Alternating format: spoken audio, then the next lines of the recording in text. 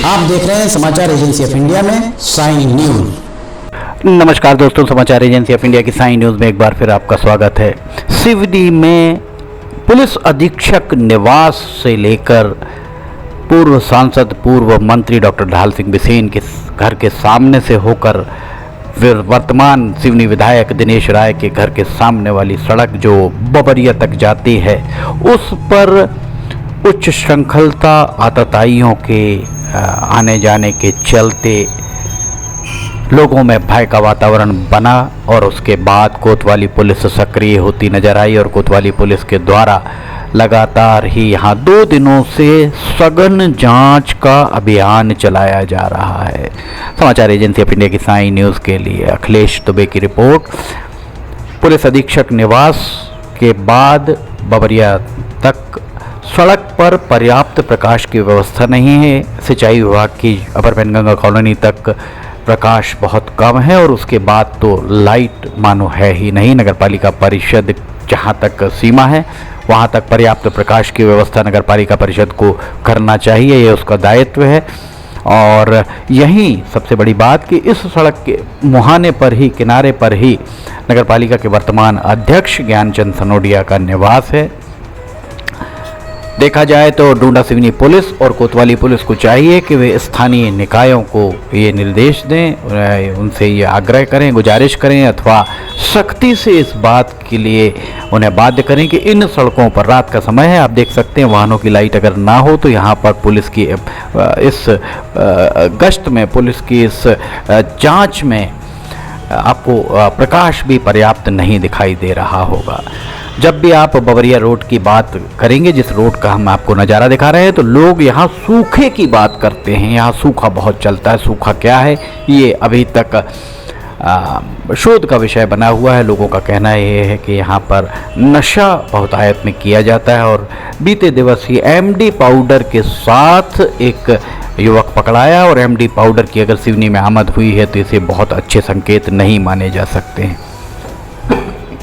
लोगों का ये भी कहना है कि इस मार्ग पर कोचिंग संस्थान है, कोचिंग संस्थान में छात्र छात्राएं जाते हैं और यहाँ कोचिंग संस्थान जाने के बजाय उनका प्यारा शगल बनकर रह गया है इस सड़क पर आगे जाकर बैठना। चूँकि इस सड़क पर आगे कुछ संदिग्ध जगहें भी हैं, कुछ होटल ढाबे हैं जहाँ पर जाकर ये युवा बैठते हैं और यहाँ बैठने के बाद उनकी गतिविधियाँ बहुत संदिग्ध हो जाती हैं।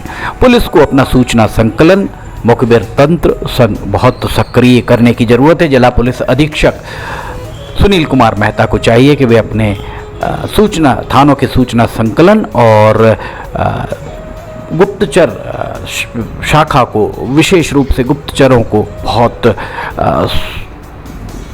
पाबंद करें कि वे यहाँ किस तरीके की गतिविधियाँ हो रही हैं, उन गतिविधियों के बारे में उन्हें बताएं ताकि आगे कार्य योजना तैयार की जा सके।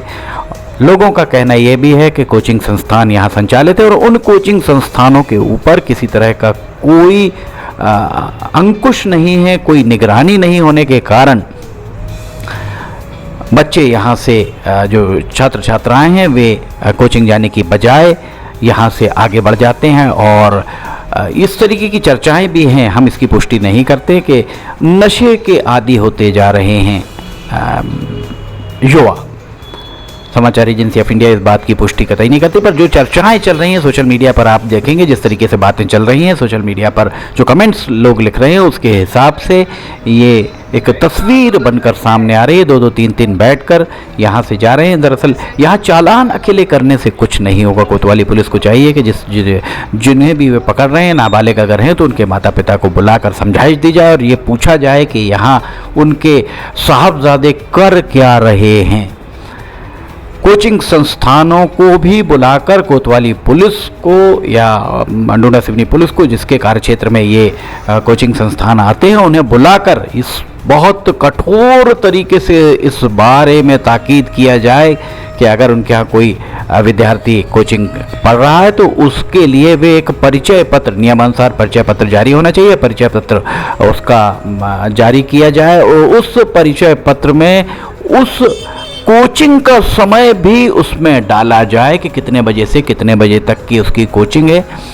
चूँकि कोचिंग संस्थान वाले पालकों से, पेरेंट्स से पैसा लेते हैं, मोटी रकम लेते हैं, इसलिए उनका दायित्व है कि अगर कोई बच्चा एब्सेंट रहता है, अनुपस्थित रहता है कोचिंग में, तो वे बाकायदा उसके घर पर इसकी सूचना दें, उसके व्हाट्सएप ग्रुप बनाकर ये बताएं कि ये बच्चा आज उपस्थित नहीं हुआ है। और चूँकि आप पैसा ले रहे हैं, सेवाएं आपको देना होगा, बच्चों का, नौनिहालों को, बच्चों की भविष्य खराब ना हो, ये जवाबदेही भी आपकी ही है। इसलिए कोचिंग संस्थानों को पुलिस या प्रशासन इस बारे में ताकीद करे, पुलिस या प्रशासन इस बारे में कोचिंग संस्थान जितने भी हैं उन्हें बुलाकर सख्ती से न केवल निर्देश दे, दिशा निर्देश जारी करे, वरन उन दिशा निर्देशों का पालन हो पा रहा है अथवा नहीं, इस बारे में भी देखने के लिए किसी की ड्यूटी लगाएं।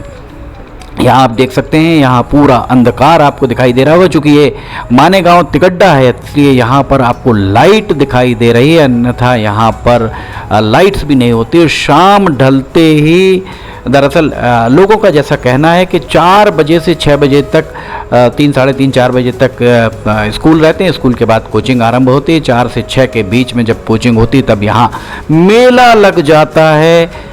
इस जगह पर जहां आप देख रहे हैं, यहां से मानेगांव रोड भी जाती है। मानेगांव के लिए आप दाएं हाथ तरफ जाते हैं और बाएं हाथ तरफ अगर यहां से मुड़ते हैं तो आप पॉलिटेक्निक कॉलेज तरफ चले जाते हैं, और सीधे अगर आप जाते हैं तो यहां से सीधे सीधे बवरिया तरफ आप चले जाते हैं। इन तीनों सड़कों पर मजनुओं की टोली घूमती नज़र आती है, इस बात से इनकार नहीं किया जा सकता है। देखा जाए तो इस देश में स्वतंत्र नागरिक स्वतंत्र है और कहीं भी आने जाने के लिए वो स्वतंत्र है, पर यहाँ पर जो भी गतिविधियाँ हो रही हैं, अगर यहाँ पर चाय की दुकानें हैं, होटल ढाबे हैं, तो उनकी भी सघन उनकी निगरानी की जानी चाहिए। जिला पुलिस अधीक्षक को चाहिए कि वे अपने मुखबिर तंत्र, खुद के एक मुखबिर तंत्र से पता करें और इस बात की तस्दीक करें कि यहाँ के होटल्स में आखिर होता क्या है। यहाँ पर रात में 7 बजे के बाद 4 पहिया वाहन झूमते नज़र आते हैं। इस सड़क पर महिलाओं का निकलना शाम के बाद दूभर हो जाता है, ऐसा लोगों का कहना है। युवा मोर्चा के युवराज रहंगडाले के द्वारा भी सोशल मीडिया पर कुछ पोस्ट डाली गई, कुछ वीडियोस डाले गए, उन वीडियोस में भी ये बात दिखाई दे रही है। एक दुकानदार ये कहते हुए दिख रहे हैं कि बबरिया में रात को मैजदों का मेला लग जाता है।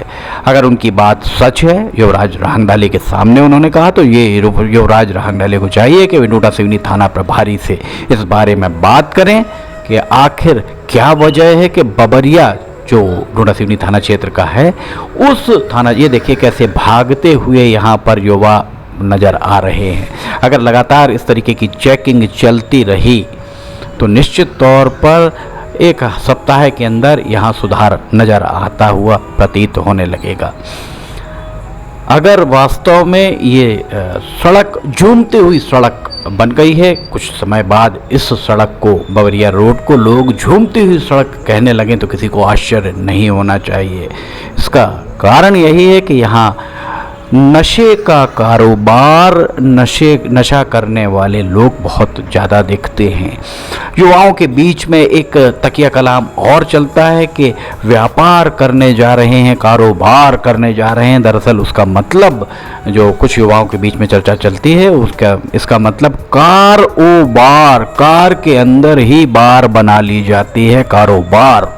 यहाँ इस सड़क पर अगर लोगों का जो कहना है कि अगर आप यहाँ से एसपी बंगले से बबरिया होते हुए बीजावाड़ा के सरकारी कार्यालयों के सामने से गुजरते हुए अगर राजवाड़ा तक, लूगरवाड़ा तक अगर आप पहुंच जाते हैं तो रास्ते में बहुत सारे 4 पहिया वाहन आपको खड़े दिख जाएंगे, जिसके अंदर कार-ओ-बार, कार के अंदर बार, कारोबार चलता हुआ मिल जाएगा। ये हम नहीं कहते, ये लोगों का कहना है।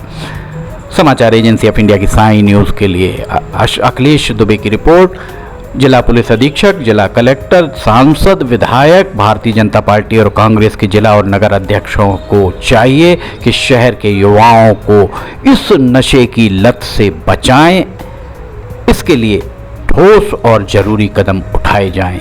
समाचार एजेंसी ऑफ इंडिया की साई न्यूज़ के लिए अखिलेश दुबे की रिपोर्ट। अगर आपको खबरें पसंद आ रही हैं तो आप इन्हें लाइक, सब्सक्राइब, शेयर जरूर कीजिएगा। नई जानकारी लेकर फिर हाजिर होंगे। फिलहाल इजाजत लेना चाहेंगे। जय हिंद।